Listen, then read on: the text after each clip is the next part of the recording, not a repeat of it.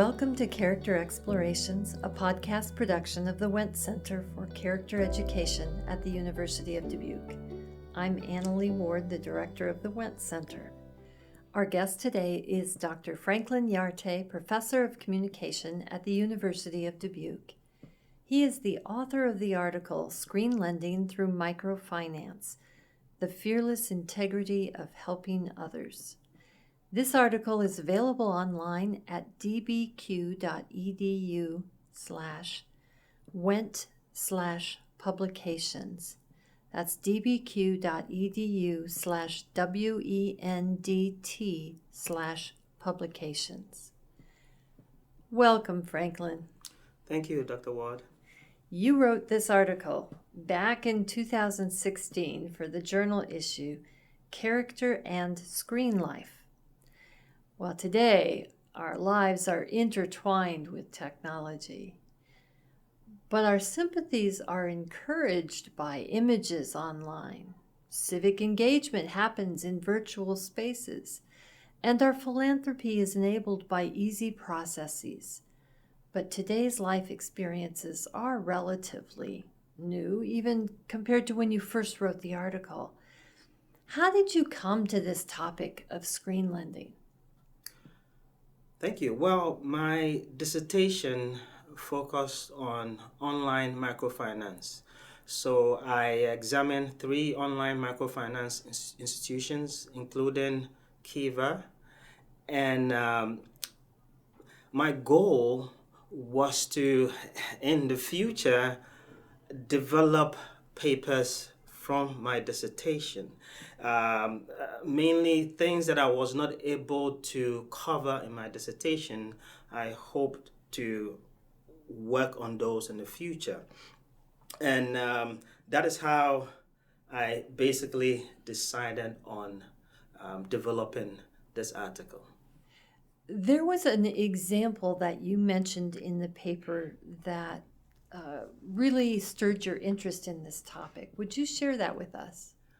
Well, I came across a story about Bob Harris, who is a writer for Forbes Traveler. He had witnessed a great disparity between the rich and the poor and decided to direct all of his travel money to help others. So he donated he basically lent about $20,000 funding Kiva loans, various Kiva loans across developing countries. But what Bob did, which was unique compared to other lenders that you will find on Kiva, is that he got on a plane, he traveled to one of the countries where he had funded people, and got in touch with the people that he funded, spent some time with them to basically see how they were doing, how the loan that he gave out had impacted them. So obviously he had a lot of questions for them, and not everybody is able to do that. When you're sitting in the comfort of your living room or kitchen or wherever you have your computer, and then with a couple of clicks, you are able to empower somebody in a developing country. I can see where it would catch your eye to think about someone doing this. And as you say, we can't all jump on a plane and find out about this. But why don't you tell us a little bit more before we get into these specific organizations? Just tell us what is this concept of microfinance? Okay. So back in the 1970s, social entrepreneur and economics Muhammad Yunus, he started this whole microfinance initiative. So in the 1970s, in the villages of Bangladesh, women will come together, and then they will approach the Grameen Bank, which was a bank set up to help empower people. So they'll approach the Grameen Bank for a loan, and then they'll take the loan, and then they will apply it to their various businesses. Maybe somebody has a goat herding business, somebody has a farm, somebody sells fruits at the market. So they'll use this loan to help boost their business. And then they'll be given a time period to pay back the loan. It's called microfinance. So can I presume that these could be very small loans? Yes, these can be very small loans, as little as maybe $100 or $50, depending on what the borrower wants to use the money for. And then it can go as high as the bank is willing to fund as well. Okay. So in this article, you looked at two different organizations, two representative organizations that do this. They're not banks themselves, right? They're organizations. Could you tell us about Kiva? What is Kiva? Kiva is an online microfinance institution. You and I can log on to kiva.org. They have a database of many thousands and thousands of borrowers, mainly in sub-Saharan Africa, mainly in African countries, and you can basically lend a minimum of, let's say, $20 to somebody who is looking for funding to help boost his or her business. So what they have is they have pictures of these borrowers online, and these pictures also come with narratives. Okay. Now, for example, a narrative could go like this. Annalee is a businesswoman.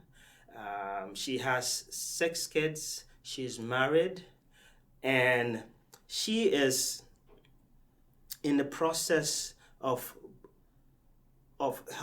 growing her business, and she needs $150 to help towards the cost of growing her business.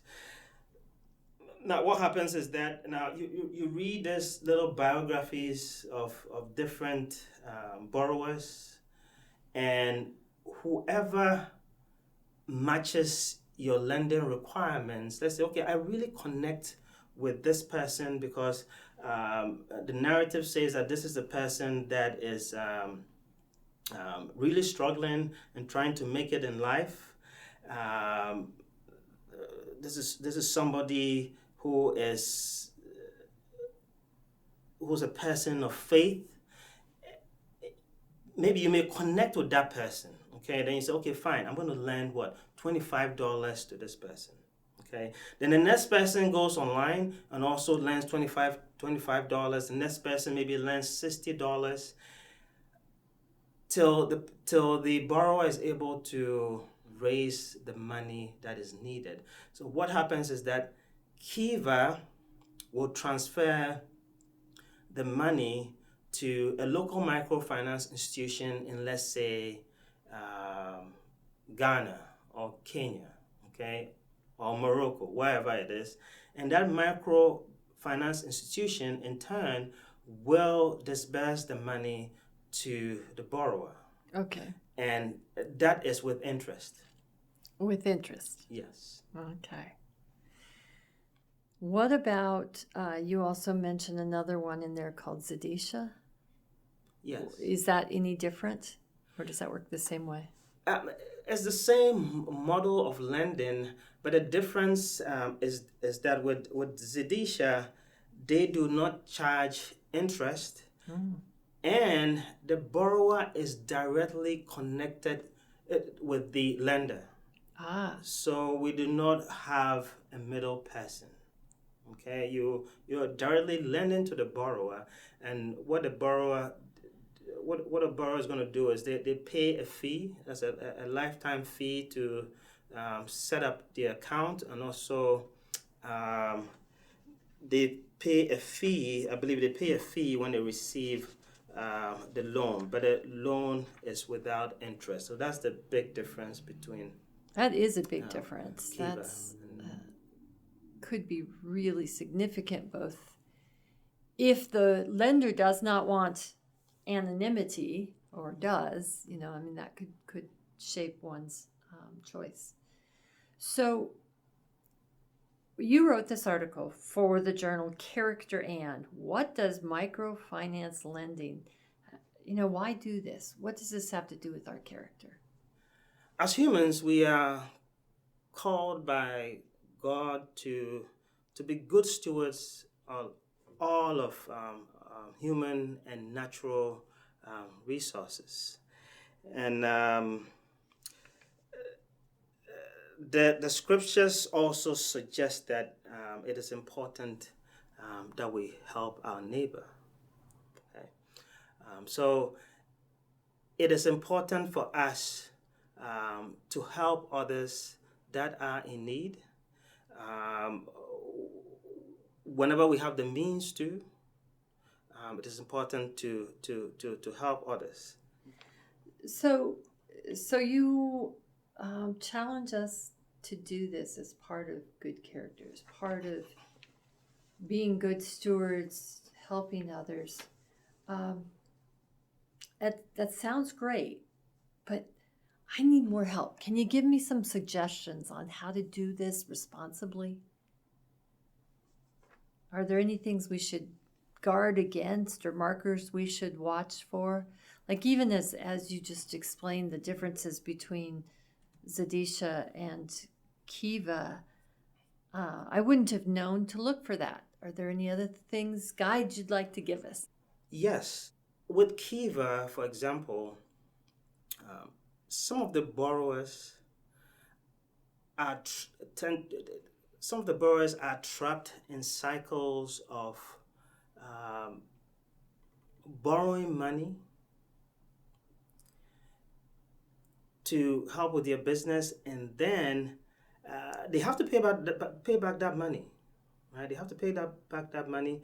So they borrow the money, and then they have to go back and take another loan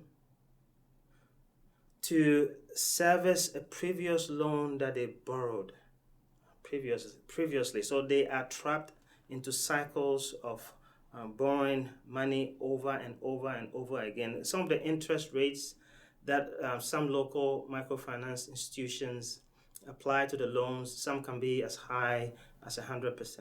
Oh. So that's why they are trapped. Some of them are trapped into this cycle. But I mean, it's important to note that there are a lot of borrowers around the world who have greatly benefited from microfinance institutions. Okay, so me writing this paper was not an attempt to bash these microfinance institutions, but to bring awareness to some of the things that are going on, and some tips that I will provide whenever you're going to lend money online. It is important to do your research. You can start by finding out if there are any charity watchdogs monitoring these organizations. See what they're saying about Kiva, see what they're saying about Zadisha, see what these organizations are saying about whatever microfinance institution you want to lend through. Do borrowers pay interest rates? If so, what are the rates and how are they regulated? And then, are you able to identify and understand the mission of the organization? Is the organization socially responsible? These are some of the questions that should be going through your mind. Think about family and friends. maybe your uncle or your aunt or your sister who lives in New York is lending to that organization. Talk with family and friends. What are their thoughts about lending to these specific organizations? So research is very, very, very important. Are there any last pieces of advice or examples, anything else you wanted to share with us? Our scriptures suggest, if you lend money to one of my people among you who is needy, do not treat it like a business deal. Charge no interest. And this is from Exodus 22, verse 25. The money that we lend online, for example, with Kiva, you, the lender, you do not gain any interest from that money. But then local microfinance institutions who are partners of Kiva, they apply interest rates. You get the money back with no, you don't gain anything. You don't gain any money from lending. But like Bob Harris, who was able to travel and basically find out how the borrowers that he helped are doing, we may not have the means to do that. But one powerful tool that we have at our disposal is the internet. And there are so many tools that we can use to make sure that we are lending responsibly, to make sure that these online microfinance institutions are actually doing what they say they are doing, and that borrowers are not getting trapped in cycles of borrowing money, repaying the money, and borrowing again. So we have that tool to help us make sure that we are lending responsibly. We are morally responsible for the issues associated with lending money to organizations that do not subscribe to any form of corporate social responsibility. We don't want to be given to an organization that is implicitly encouraging poverty. Entrusted by God to be good stewards of human and natural resources, we must respond as people of fearless integrity by doing our research before lending. Thank you, Franklin. Thank you for those reminders not to reject using technology as a means of helping others. And thank you for reminding us to be smart about how we do it, to do that homework, to make sure our intentions are actually translated to the people who need the help and not the bureaucracy. Intelligent giving has the power to transform lives. What an opportunity for us all. Thank you. Our guest today has been Dr. Franklin Yartey, Professor of Communication, and I'm Annalee Ward for Character Explorations from the Wendt Center for Character Education at the University of Dubuque.